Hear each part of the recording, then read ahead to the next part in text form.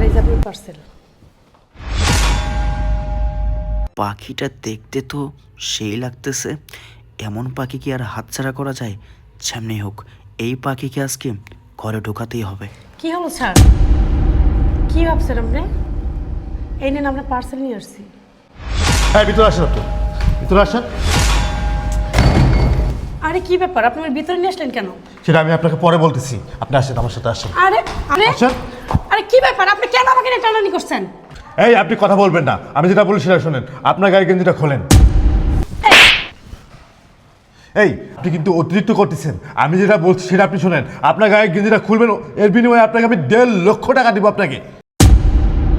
আরে বাবা, 1.5 লক্ষ টাকা? একটা জামা চেঞ্জ করলে 1.5 লক্ষ টাকা? তাতে এটা লস কি?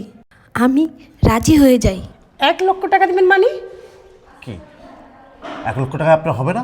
আচ্ছা ঠিক আছে, এখানে 1.5 লক্ষ টাকা আছে। এই 1.5 লক্ষ টাকা পুরোটা আপনাকে আমি দিলাম। এর বিনিময়ে আপনি আপনার গায়ের গেঞ্জিটা খুলে আমি একটা কাপড় দিছি, এই কাপড়টা আপনি পরবেন। আমার তো বিশ্বাসই হচ্ছে না, আমার হাতে 1.5 লক্ষ টাকা। এই 1.5 লক্ষ টাকা দিয়ে মন মতো আমি শপিং করব। এই, এনেন গেঞ্জি। এই গেঞ্জিটা আপনি পরে আসবেন, পাশে ওয়াশরুম আছে, যান।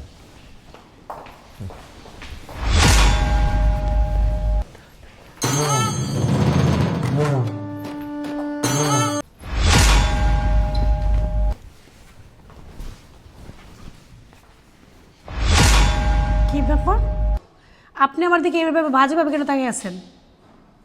আপনি কি আমাকে রাস্তার মেয়ে ভাবছেন? আমি কি বাজে মেয়ে? আপনি যা ভাবছেন আমি তা না, আমি একটা সাধারণ পার্সেল ডেলিভারি ম্যান। এই, আপনি চুপ থাকেন, আপনি বেশি কথা বলেন। আমি জানি আপনি সামান্য ডেলিভারি ম্যান, তো কি হয়েছে? আপনি এটা ভুলে যাবেন না, আপনাকে আমি 1.5 লক্ষ টাকাতে কিনে নিয়েছি। এখন আমি যেটা বলবো সেটা আপনার করতে হবে। হ্যাঁ মানলাম আপনি আমার 1.5 লক্ষ টাকা দিচ্ছেন, এই বলে যে তা না যে আপনি আমার যা খুশি তাই করবেন। আর আপনি আমার দিকে বাজেভাবে কেন তাকান? কি ব্যাপার বাবু, এই মেয়েটা কে? ও, এটা আমার বেস্ট ফ্রেন্ড। তোমার বেস্ট ফ্রেন্ড? আমি তো এই মেয়েকে তো কখনো দেখিনি। আসলে সেভাবে তোমার সাথে পরিচয় করা দেওয়া হয় নাই। আসলে সত্যি কথা বলতে সে আসলে আমার বেস্ট ফ্রেন্ড না, সে আমার গার্লফ্রেন্ড। কি বলছো? তোমার গার্লফ্রেন্ড? হ্যাঁ, সে আমার গার্লফ্রেন্ড। কেন, তোমার কি বিশ্বাস হচ্ছে না? হ্যাঁ, বিশ্বাস না হওয়ার কি আছে, করলেও কি আর না করলেই কই, তাই না?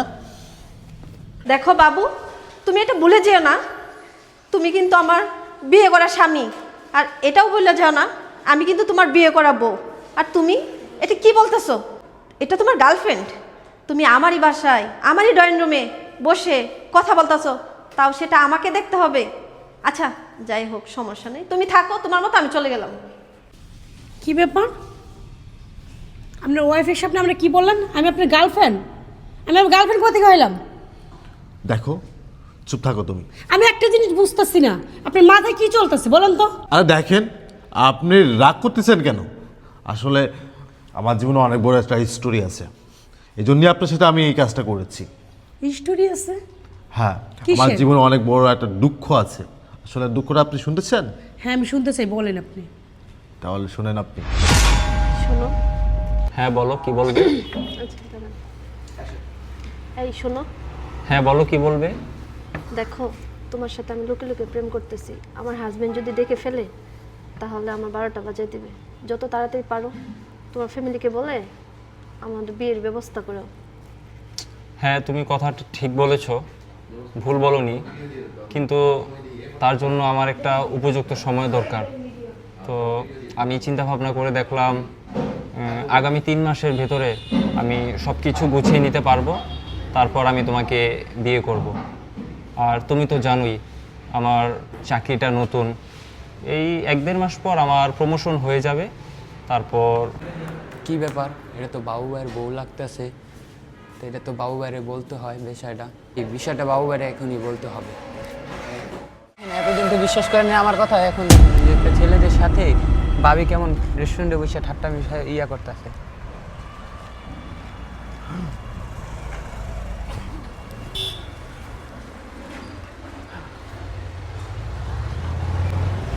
ও মাই গড, আমি কখনো ভাবতে পারি নাই আমার স্ত্রী অন্য ছেলেকে নিয়ে এভাবে রেস্টুরেন্টে খাবে, আবার কি করতেছে এটা, একজন আরেকজনের গালের তোলায় খাওয়াচ্ছে।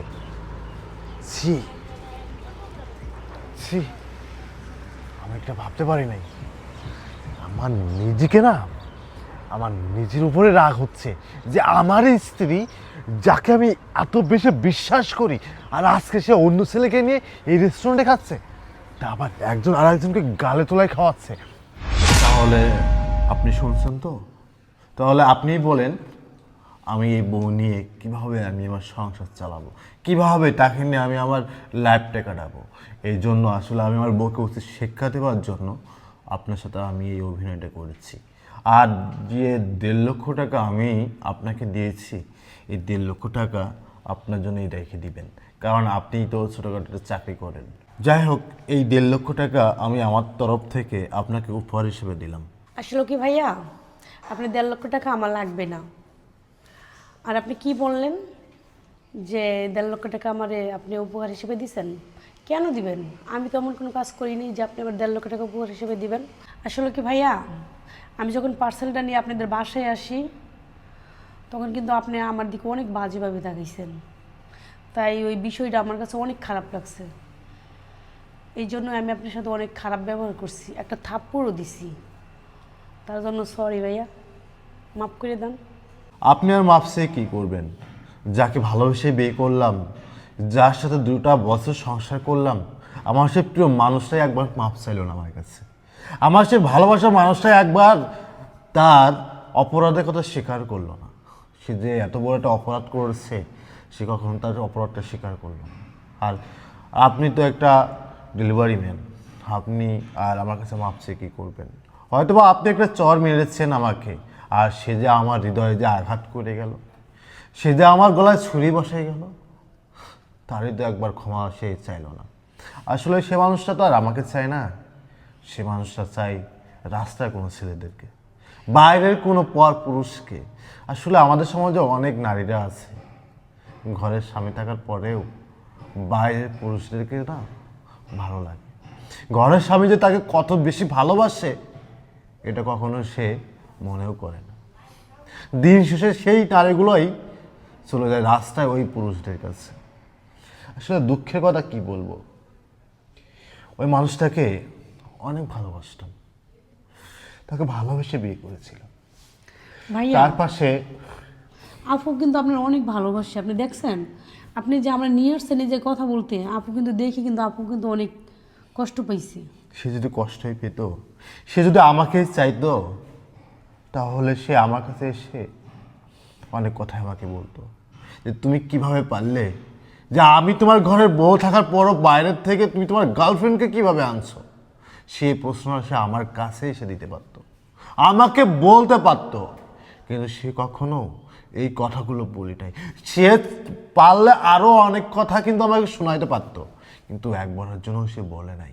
সে আসলে মনে মনে ভাবতো যে এই মানুষটাকে বিদায় দিয়ে ওই রাস্তার ওই ছেলেদেরকে বিয়ে করে তাদের সাথে সংসার করা। আসলে সে এটা জানে না যে বিয়ের পরে যদি কোনো নারীকে কোনো পুরুষ ভালোবাসে, তাহলে তাকে বিয়ে করার জন্য না, তারা শুধু শারীরিক চাহিদা মেটানোর জন্যই বিয়ে করে। আসলে কিছু মেয়েরা আছে, বাইরের কোনো ছেলে দেখে যদি একটু হাসি দেয় না, বাইরের কোনো ছেলে যদি তারা একটু প্রশংসা করে না, তাহলে সেই ছেলেদের প্রতি না পাগল হয়ে যায়। এই ভুলগুলো না আমাদের সমাজে এই বউরা, এই নারীরা করে থাকে। আসলে দুঃখের কথা কি বলবো আপু আপনাকে, আজকে আমার বুকটা ফেটে যাচ্ছে। আজকে আমার কষ্টের, আবার মনে হচ্ছে আমার ভিতর থেকে কে যেন বেরোয় গেল, কে যেন ছুরি দিয়ে আঘাত করলো। আপনি জানেন না, আপনি জানেন না আমি তাকে কতটা ভালোবাসি। আমি আমার বাবা মাকে ত্যাগ করে তাকে নিয়ে এই ছোট্ট একটা সংসার, ছোট্ট একটা বাড়িতে তার সাথে আমি সংসার করি। আর সেই মানুষটাই আমাকে রেখে বাইরে একটা ছেলেকে নিয়ে বিভিন্ন রেস্টুরেন্টে, বিভিন্ন পার্কে, বিভিন্ন জায়গায় একান্ত সময় কাটাই। আমার বন্ধু অনেকবার বলেছিল, বন্ধু দেখ ভাবিকে আজকে এই রেস্টুরেন্টে দেখছি, ভাবিকে আজকে ওই পার্কে দেখছি। আমি না কখনো বিশ্বাস করতে পারি নাই আজকে আমার নিজের চোখে যখন দেখলাম যে আমার প্রিয় মানুষটা একটা রেস্টুরেন্টের ভিতরে একটা ছেলেকে গালে তোলায় খাওয়াই দিচ্ছে, তখন মনে হলো আসমানটা ভেঙে আমার মাথায় পড়লো যে আজকে আমি এটা কি দেখলাম, কাকে নিয়ে সংসার করলাম, কাকে নিয়ে আমি আমার লাইফটা কাটাবো। যে বাবা মাকে ত্যাগ করে যাকে নিয়ে সংসার করছি, আমি আমার বাবা মার কথা কখনো থাক ভাইয়া, কামড় করেন না। আমি আমার বাবা মার কথা কখনো শুনি নাই। জানেন আপনি, আমার বাবা আমার মা আমাকে অনেকবার বলেছিল তুমি ওই মেয়েটাকে বিয়ে করো না, ওই মেয়েটাকে বিয়ে করো না। তাদের কথা আমি না শুনে এই মানুষটাকে আমি বিয়ে করেছিলাম। আজকে বিয়ে করেছিলাম যে আজকে আমি এই দিনটাকে দেখতে পারতেছি। আমি কখনো ভাবতে পারি না যে এই দিনটাই আমার আজকে দেখতে হবে। যদি এই দিনটা আজকে আমার দেখতে হবে, যদি কখনো ভাবতাম, তাহলে তাকে কখনো আমি বিয়ে করতাম না। আপু আপনাকে কি বলবো আপু, আমি দুঃখে। আরে শান্ত হন, আপনি ভাবিরে বুঝান, দেখবেন ইনশাল্লাহ সব ঠিক হয়ে যাবে, উপরওয়ালা সব ঠিক করে দিবে। আর আপনার স্ত্রী একদিন হারে হারে টের পাবে। আসলে আপু কি বলবো, বলা তো ভাষা নাই। আসলে আমিও তাকে নিয়ে আর সংসার করতে চাই না। আসলে যে আমার কষ্টটাই বুঝলো না, তাকে নিয়ে আর আমি আর দ্বিতীয়বারের মতো আমার সংসারও করতে চাই না। না না ভাইয়া, আচ্ছা ঠিক এসব আছে, বলবেন না। আপনি অনেক টাইম ধরে আমাকে সময় দিয়েছেন, আমার সাথে একটা অভিনয় করছেন, অসংখ্য ধন্যবাদ আপনাকে। আপনিও আমার প্রতি অনেক ভুল বুঝছিলেন, যাই হোক বিষয়টা আমি ক্লিয়ার করলাম। আপু আপনি কষ্ট নেবেন না, আমি আপনাকে কষ্ট দিচ্ছি, আপনি আমাকে মাফ করে দেবেন। আচ্ছা ভাইয়া, কথা বলতে বলতে অনেক সময় পার হয়ে গেছে, আমার অনেকগুলো ডেলিভারি বাকি আছে দেওয়ার জন্য, তাহলে আমি আসি। আচ্ছা ঠিক আছে আপু, তাহলে আপনি আজকে আসুন। আচ্ছা ভাইয়া দাঁড়ান, এই যে আপনি 1.5 লক্ষ টাকা। 1.5 লক্ষ টাকা আমি আপনাকে দিলাম, আপনি 1.5 লক্ষ টাকা আপনি রাখেন, আপনার একটা কাজে লাগাইতে পারবেন, আর আমার জন্য দোয়া রাখেন ইনশাল্লাহ। আপনি তাহলে আসেন।